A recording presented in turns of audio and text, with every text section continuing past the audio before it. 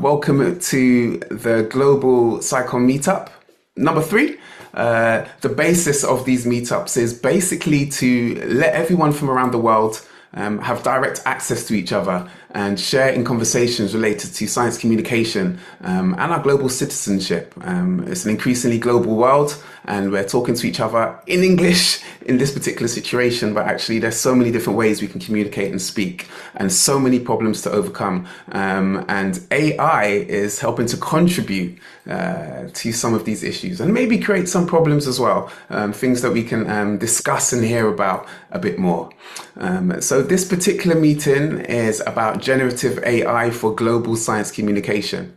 And I think you'll all agree this is a really important issue within science communication, especially within the last year and a half. More and more attention is being paid to AI in science communication, particularly in the JCOM journal. There was a whole special review of many different articles and research into science communication, and an agenda set in one of the pieces about all eyes on SciComm. And so that's some wonderful work there, and there's so much more that we can learn from, and so many more events that's going on. Today, we are going to be hearing from the amazing Mohamed Elsonbaty, and I've known him for a while, quite some years now, and he is prolific. I see him everywhere doing such important work within science communication, and I literally saw that recently he's set up a company focusing on AI and science communication, and I said, Mo, please, can we share with the rest of the global science communication community and really set up conversations and see what everyone thinks about this subject, and to see your views and their views, and really just share. And as usual, we will hear from Mohamed, from our speaker, and then afterwards we'll have some time to ask him some questions. So please do put any questions in the chat, or save them up and come on screen and share them afterwards.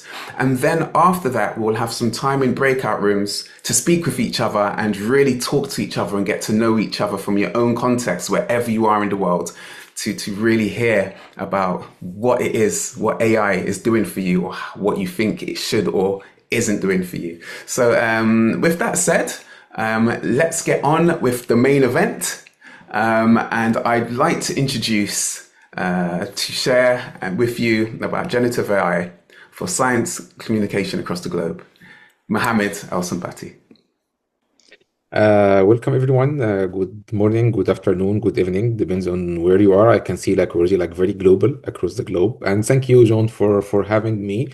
Honestly, despite this is my first time to being invited to this group, but I'm a big fan. I follow the WhatsApp group, but I'm a lazy person somehow. That's why I wasn't being there before. But I'm really big fan of what we are doing here. Let's go to the main event directly, because I don't think we have enough time to discuss this. Very important topic, which is the using of AI in science communication. So I will be sharing my screen right away, and then we go from there.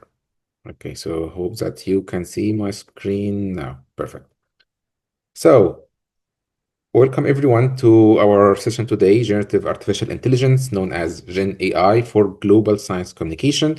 I am Mohamed Elsonbaty Ramadan. I am originally from Egypt. I'm based currently in Brussels, in Belgium, and I do different stuff, actually. And in order to introduce myself here, what I did that I put my biography, 300 words, into ChatGPT and asked it to draw a photo of me and my workplace. And I ended up with this, which is, okay, this is me, Mohamed Elsonbaty Ramadan. He assumed that I am like a Middle Eastern guy in mid-30s with a glass, which is true, with a beard, which is not true, and wearing a smart casual and having some stuff with some, whiteboard behind me with SciComm-AI, which I will speak about it later. What I do now, I'm mainly interested in doing training workshops about science communication, and specifically the use of generative AI in science communication. Also, I'm interested in decolonizing science communication and the topics of diversity, equity, inclusion, and accessibility in science communication, which is ChatGPT managed to do that, but in non-diverse, equitable, or inclusive way, because being Egyptian means that my native language is Arabic. So it's assumed that I will have some notes on Arabic in these post-it notes, but actually this is not Arabic. This is gibberish. It looks like Arabic letters, but it's not Arabic. And this is actually one of the biggest concerns about AI, how it sees the world in a certain perspective, which we're going to speak about. So this is example for that. And also it has here this weird double wired microphone, which I don't know why, but assume that it looks like communication thing, which is okay, that's fine to introduce me for now. So I have founded SciComm-AI, which is a kind of an initiative committed to the empowering science communication and journalism as a field through providing training and consultancy on adopting generative AI into science communication. I mean, I have been doing this for almost 2 years now and provided more than 25 workshops across the globe. Like, I mean, from Scotland to South Africa, from Canada to Japan. I have worked with universities, I have worked with organizations, and also have worked with like some communication agencies where I have learned a lot by training people who are interested in doing science communication and science journalism on adopting AI. And what I wanted to discuss with you today, like from my experience, that what are the main three components that we need to train science communicator and journalists on in order to be able to use AI, and also like taking into consideration how we can do this on a global perspective and having some reflections on like how generative AI as a technology could or couldn't be used for global science communication. So through my work, I have like found there are like three main components that need to be there to ensure that science communicators and journalists are adopting and using generative AI for communicating science in a responsible way and also in an effective way. So the three components are first, understanding generative AI, which is very important because if you don't understand what is this technology, how it was developed, how we ended up here, how it works, what's its limitations, and how we should deal with it, this is defines everything. If you don't know that, you will not be able to use it in an effective way and also in a responsible way. So this is like the first component usually I focus on in my training. The second one is applying generative AI in science communication or how we can use it in an effective way. And finally, how to adopt generative AI in a responsible way. Because I think this is the most important thing, and usually people overlook this when they are trying to use generative AI. They are very enthusiastic about using it. Everyone wants to use it, and there is still a lot of hype about it, a lot of promises that unfulfilled till the current moment. But we need to stop for a while and think before using it to make sure that we use it in a responsible way. Okay, so let's speak on each component. The first one is understanding AI. It's very important to understand how generative AI was developed. In a nutshell, we have a huge amount of data, which we don't know exactly what it is. We used machine to be trained on this data, and then there was like some people try to test these models or tools to make sure that it works based in the training it was provided. So all of this just happened before having our model with ChatGPT, because I will always refer to it because it's the most widely used one. And then it was released for us users for free in most of cases, mainly because two things. We provide it with data, and also we provide it with fine-tuning, which is a fancy word for providing feedback about the quality of the output of these models. And then we have like some concerns here. We don't know exactly what is the data it was trained on, and we know this is coming from the internet. And this creates some limitations we will highlight in the next slide. And also, we don't know in the fine-tuning process where there was a kind of a human involvement to test and evaluate the model before releasing it to the public, what were like the assessment criteria or the evaluation tools they have used, or like based on what exactly they decided whether this output will be good or in high quality or not. You need to be aware of that if you want to use ChatGPT in a responsible and effective way. And also need to know what is exactly ChatGPT, because it looks like magic. You type something and then you get this looking nice text in most of cases.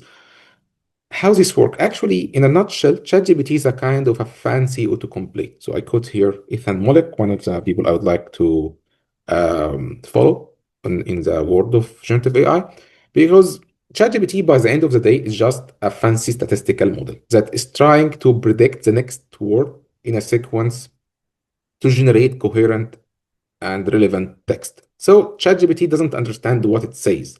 It's just a statistical model. You need also to keep that in mind all the time. And then we need to be aware of what are the main limitations of ChatGPT, that, for example, it depends mainly on its data. And this data is coming mostly from the internet, which means more or less, in a nutshell, it provides a white male perspective of the world in English, because this is the internet and it depends mainly on this data. So it's biased by nature. And we need to all the time to remember that. And it knows what it was trained on, which we don't know what it is. Also, the second biggest problem comes with the AI, the inaccuracy in answers, where AI can sometimes make up stuff when you ask it questions or ask it to do some tasks. And this is because it was trained for marketing purposes, not to say I don't know. So if it doesn't know, it just make up stuff. And we call this hallucination. So hallucination is very concerning. So I would say like bias and hallucinations may be like the main concerns for us science communicators and science journalists when we think of using generative AI, especially in global science communication. And of course, we have another concerns about like ethics, about privacy of data, about the environmental impact of using these technologies, how it's going to affect the economy, how it's going to affect the society. So there are a lot of concerns. By this stage, usually the participants in my training feel bad about generative AI.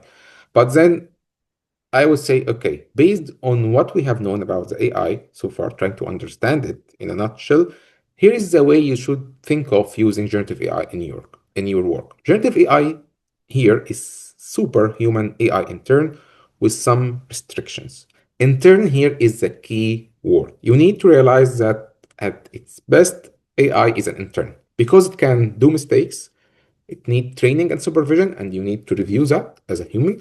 And also, its work need to be reviewed. You will never take a work of an intern and publish it or use it directly without reviewing it. This is the mentality you should develop to handle AI. And this is the way you should think about when you are using AI in your work as a science communicator or a science journalist. Super because it have like vast knowledge, it's fast, efficient multitasker. It have some restrictions because again, it may hallucinate, it has bias, and also it have limited memory. But this is one of the problems that will be solved soon. But you need to keep that. Generative AI is a superhuman AI intern. Again, as you can see, when I asked ChatGPT to provide me a kind of like representation of this superhuman AI, it provided me white male muscular with Superman cape, which is, you can see, this is a kind of a Western perspective of the world. And this is the thing we need to keep in mind all the time when we are using generative AI. So this was like a nutshell of the first component of understanding AI, understand how it was built, how it works, what is limitations, and also what is our mentality or mindset when we are using it for our work. The second component is applying generative AI in science communication.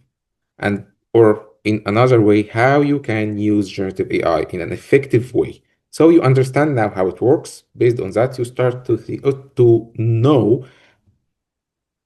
what you need to do to use it in an effective way, what kind of knowledge and skills need to be developed in that. In my approach, I usually like start with prompt engineering, which is a kind of one of the buzzwords right now. Simply prompt engineering is just trying to write good prompts or like write good when you type something and ask ChatGPT to do. But I take it one step further because I think if you want to use generative AI science communication, you need to have an advanced level of prompt engineering or what we call a prompt patterns. So this is coming from computer science research, where researchers and scientists found a pattern that when they phrase the prompts in a certain way, usually they get high quality results. So there are a lot of patterns, but usually I like discuss just seven of them, where I think they are like very or highly useful for science communication. So persona pattern, audience persona, cognitive verifier, flipped interaction have a very weird name. But to give you an example of this, like persona pattern, for example, whenever you ask ChatGPT to perform a task, you don't just tell it to do the task. You assign a rule to it. You just like, for example, act as science communicator and do that. Because in that case, you are giving ChatGPT or the generative AI model a kind of a set of instructions of do and don'ts. So if you want to explain something as a science communicator, you will make sure that you make it in a clear way, in a simple language, to avoid jargon, to find a link to the daily life of our audience and stuff like that. And instead of telling all ChatGPT all of these instructions of do's and don'ts, you simply say act as science communicator, and then it will work in that way. And this is very, very powerful tool. This is like going to change everything if you don't know that. And for example, it can be like very, very specific persona, like act as science communication specialist with a specialization in social media, working for like X university and trying to do that. So it could be like that specific. Audience persona is like the same, but for audience. And of course, we know that to tailor our content to our specific audience is one of the pillars of communicating science. And ChatGPT is good at that. But remember here, from your mentality, that ChatGPT still has bias. So one of the examples like I usually would like to refer to that, if when I was trying to give an example of okay, ChatGPT act as science communicator, explain what is quantum mechanics to Egyptian school students, I type that in English, I get the response in English. But in reality, Egyptian school students at that age will not be able to understand that level of English. Then I said, okay, do that in Arabic, and say, oh, okay, yeah, sorry, and it apologizes because it was trained to be nice, and then give you the content in Arabic. We have like two things here. First, mostly it will be a translated from the English, and as a native speaker, I could feel that this is a translated, not an original text, so it's not as the same quality as in English. And the second thing is it will going to provide me that in what we call standard Arabic or classical form of Arabic.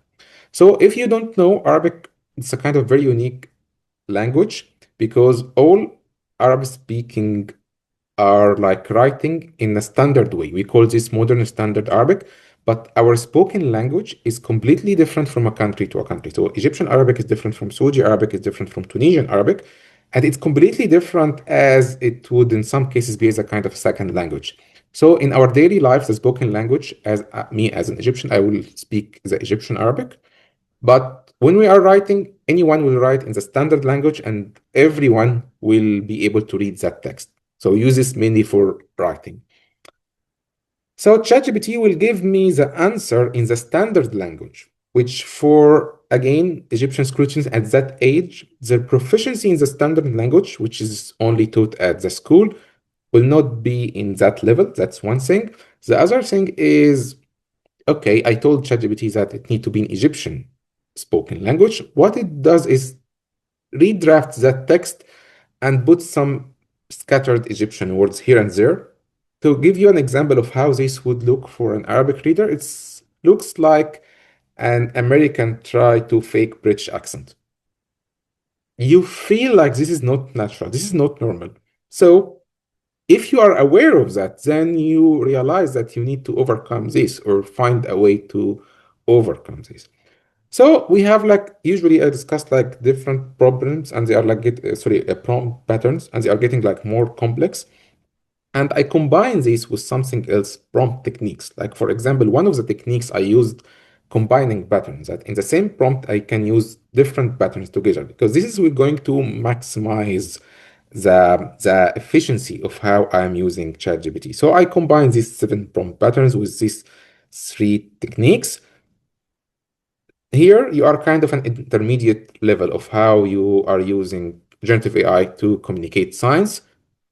because you are able to write very good prompts that give you good results. But again, I take this one step further for something more advanced where I provide a kind of a framework to adopt the use of generative AI in your work, which I call it AI because we communicating science use AI. So AI is a kind of a framework not only for how to write a kind of a mega prompt, a big prompt of like 500 words, but also it's a kind of a process that you can go through to do a complex task using AI. So AI is referring to context objective, where you need to start your prompt by providing enough contextual information because contexts matter a lot. What is your overall objective?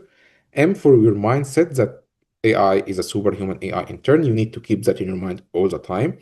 S for steps, where you need to like, okay, this is my overall objective. I need to provide like subtasks or different steps. I do that as an expert in science communication and journalism to tell ChatGPT what it should do in steps and go stepwise, one step at a time. C is for combining patterns and chain prompting, which is one of the two of the prompt techniques.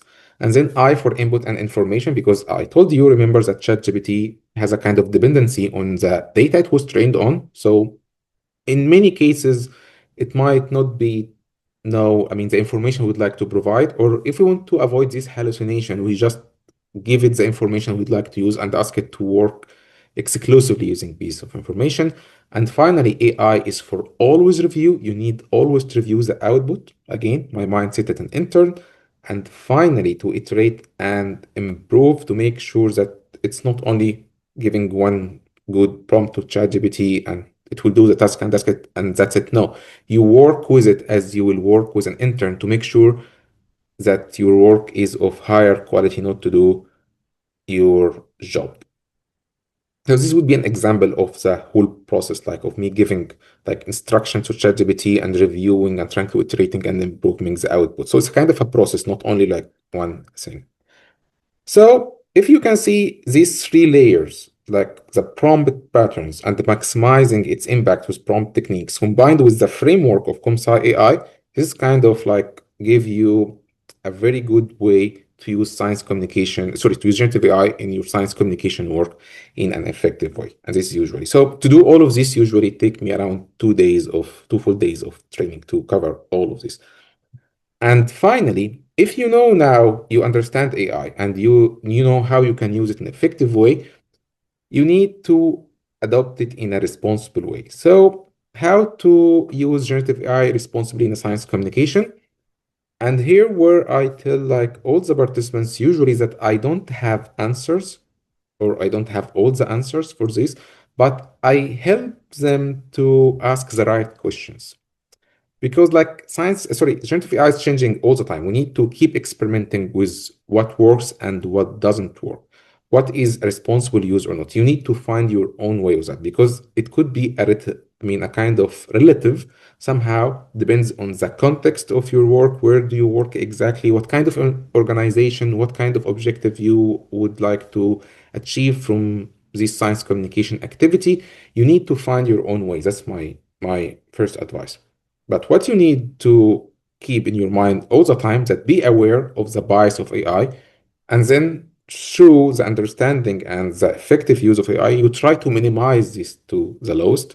The third point is to verify, because hallucination is a catastrophic problem when it comes to using generative AI in science communication. So you need to make sure that you verify using it all the time and to be transparent about of use of AI and to have discussions about how you should be transparent when we are trying to use AI. Because like I have seen a lot of like different, I would say, approaches for the transparency in using Gen AI in science communication across the different organization I have worked with.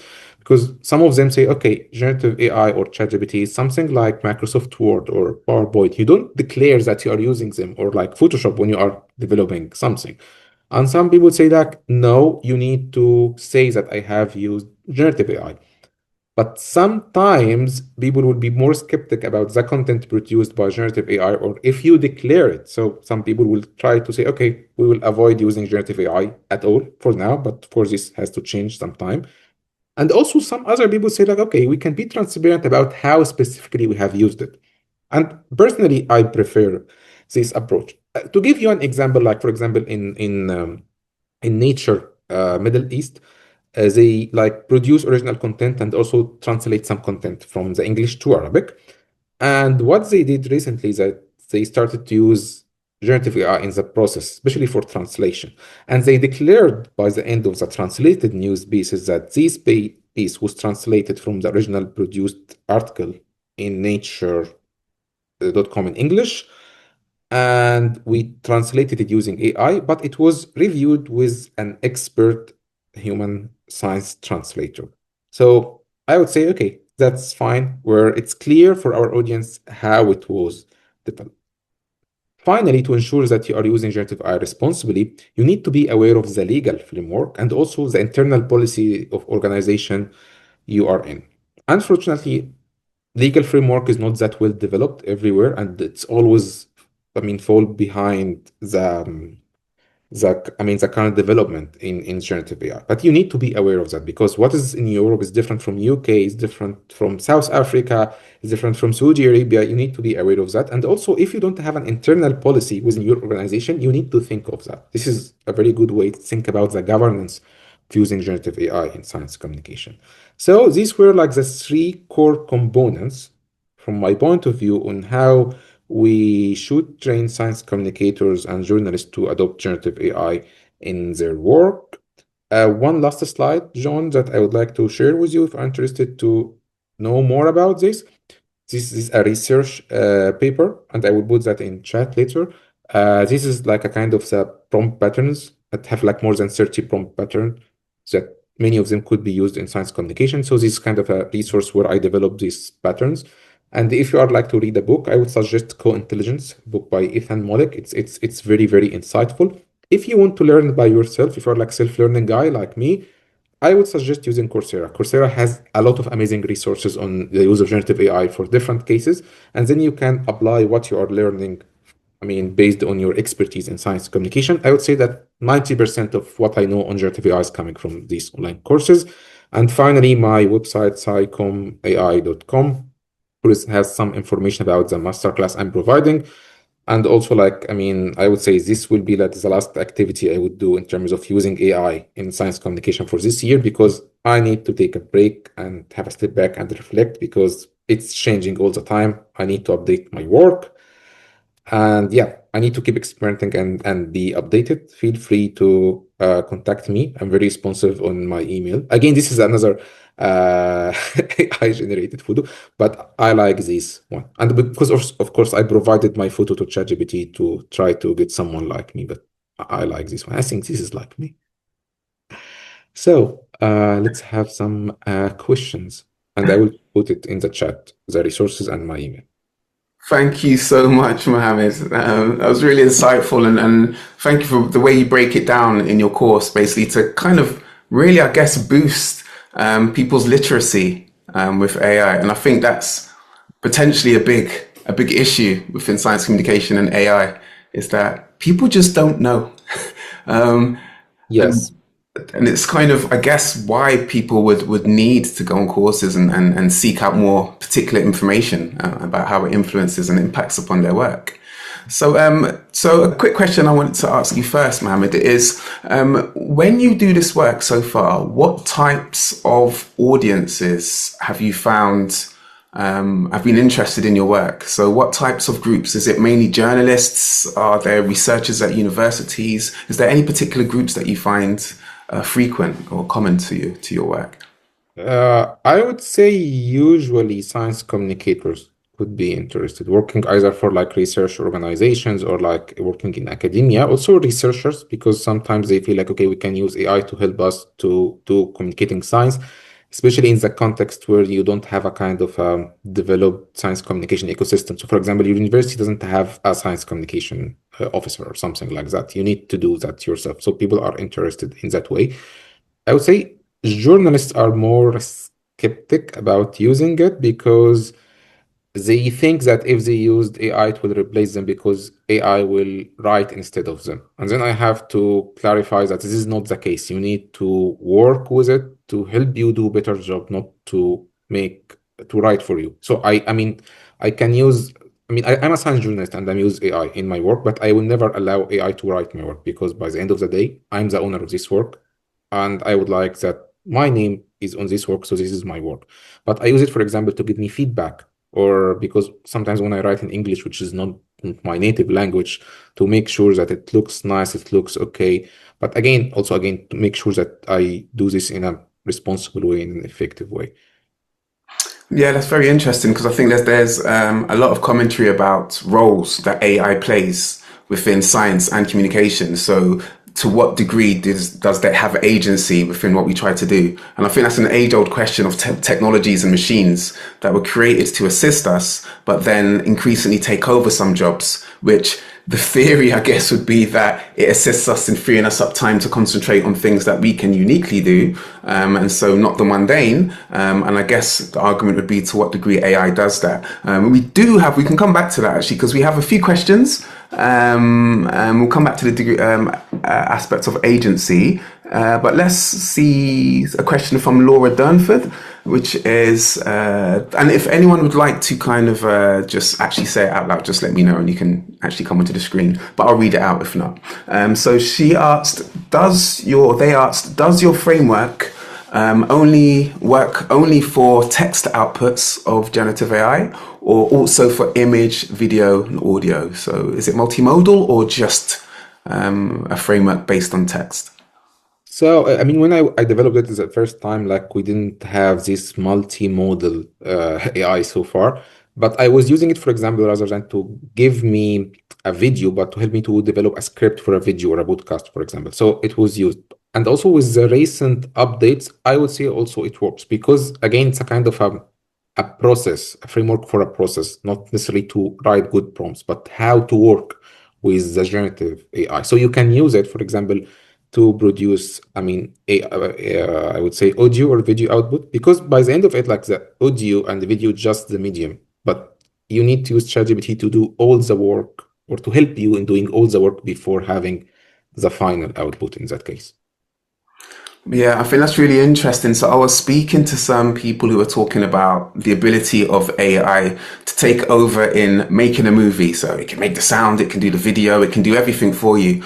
And people were losing their jobs. This is someone who worked for a popular broadcasting corporation. But the point was that they also pointed out that if you have training in how to direct and how to make movies anyway, you might think that it will take your job, but actually the people who know how to tell stories and how to put images together are the people who will use the correct prompts and learning about prompt engineering and then create or use AI to create this output. And so the human still is just as important. And you could argue that in the future, it would be about teaching and training these individuals in those industries to use AI as part of their learning experience. And so that they learn the core skills, but then they also learn how AI can help them achieve that rather than Exactly. sitting back and passively waiting to be replaced by some Yeah. AI I technology. I think the ideal use of AI in general is that you use it to help you in something you already have expertise in.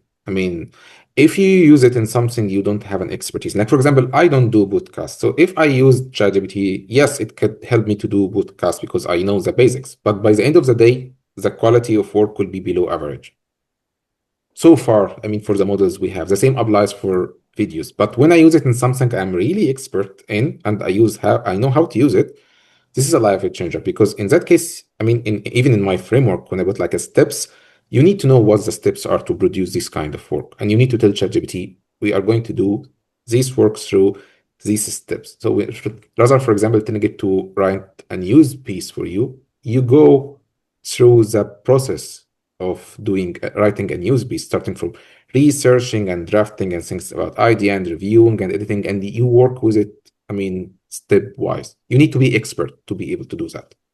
Okay, and actually that kind of brings us on to this next question, which is how are you, from Richard Bucks, it says, how are you using AI in your own writing work? And what are you finding is the most effective use of Gen AI for you? So you may have covered some of this, but Okay, so first things first, if it's a writing work, I never let ChatGPT write. my work. But for example, I can use it to do an extensive researching with the deep research function, for example, in the paid version of ChatGPT or the other model. I find this really, really impressive, especially in a topic that you don't have, as a science journalist, you don't always cover things that you are aware of. So it helps me to start from there. It helps me also like for researching, it can do a really good job. So I use it for researching. For example, sometimes I use it for brainstorming for ideas on what is the best way to simplify this concept for this type of audience. It could be helpful there, taking into consideration when I'm writing in Arabic that it has its own bias. Um, and then sometimes, I mean, I start writing and then provide it with my draft and ask it like to provide critical feedback on it. So tell me what is good, what's not good. Sometimes give me some good feedback. Sometimes I'm not convinced. By the end of the day, I am like the man behind the wheel. I'm driving AI. I don't let it to go where it goes. I control everything. So I don't take everything it tells me, especially for feedback, for granted. But where I see, because I'm expert in this, this is a space of improvement. I would like to go there and do that. So again, to make my work better. Fantastic. And I think Celeste has just said, I agree, it's useful to generate a summary of literature, but I also prefer to do my own writing. Okay, so we have another question, and this is a really important question, and it's quite big, and especially like in the UK, for example, there's been a bunch of investment that's just been put into the industries, AI industries in the UK, and one of the biggest concerns were the effects on the environment of using AI. And so a question here from Katrina Costa is, do you have any tips on how to address users' sustainability concerns when driving adoption? Yeah. So tips to reduce, for example, tips to reduce carbon footprints when using AI and stuff like that. Yeah. I mean, I have to also to highlight something that sometimes there was a kind of an overestimation of the environmental impact of this, especially like for example, in like water consumption. So it was like, okay, if you want to use ChatGPT to generate one photo, it will consume 4 liters of water. I feel like, oh my God. But actually, your cup of coffee is consuming more water than this. So I think putting everything in context, it's important. That doesn't mean that it doesn't have environmental impact. And if everyone is going to use it, then this will be huge impact. But just keep in mind when you think about it, it's not AI only. It's a lot of things. That's one thing. The second thing is you need to find your own way to decide when I should using AI and when not. For example, if I think like, okay, I can just Google it, search of it or on the internet, or in that case, do I need to use an AI model to do that or not, for example? So it's always to decide what kind of task you would like to use ChatGPT in. Because I mean, the goal of this kind of training not to make people use ChatGPT in everything. It's just to make you, when you are using it, use it in a good way and to make sure that it makes your work better, but not to use it in everything. Of course, the entire world is going to adopt that sooner or later. Yes, we are doing shitty job when it's coming to climate action. Yes, but I mean, I don't have a kind of a clear answer, but at least be aware and decide when you should use it, when you shouldn't use it.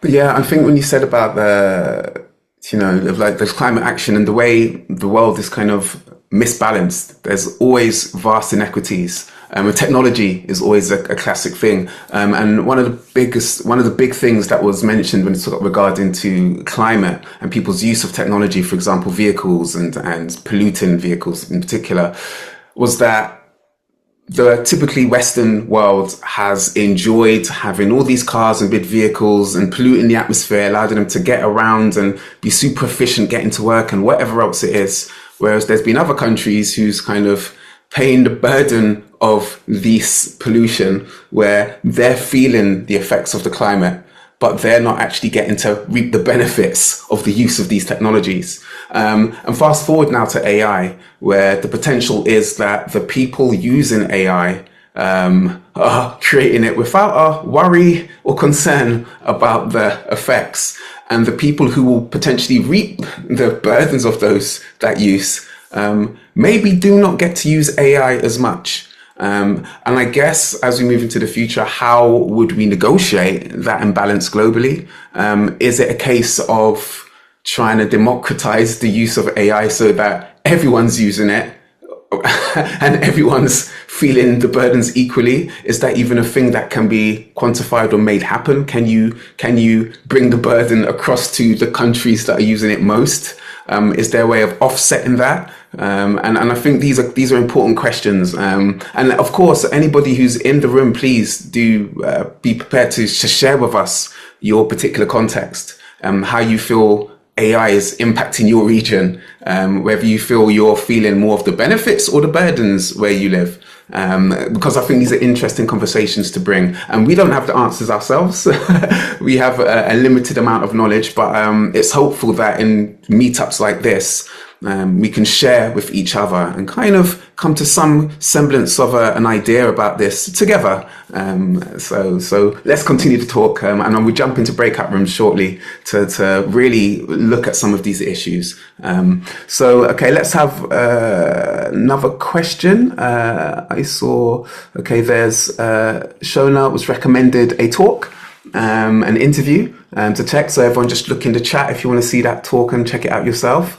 And it's about ensuring humans continue to tell the story, direct the narrative, and be at the forefront of the human-tech interface. We've got a question from Dan.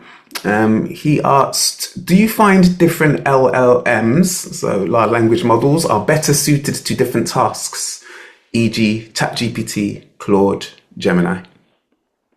I would say the answer is yes. They have differences, they have their weaknesses and like strengths.